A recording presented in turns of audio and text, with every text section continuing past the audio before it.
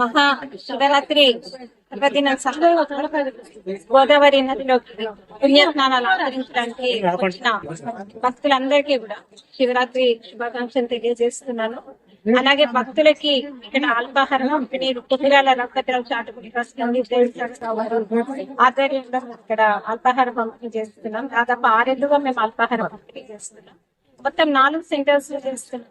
మంచిర్యాలలో ఒక దగ్గర, సీతారాంపల్లిలో, అలాగే ముల్కాల, రాపల్లిలో కూడా చేస్తున్నాం.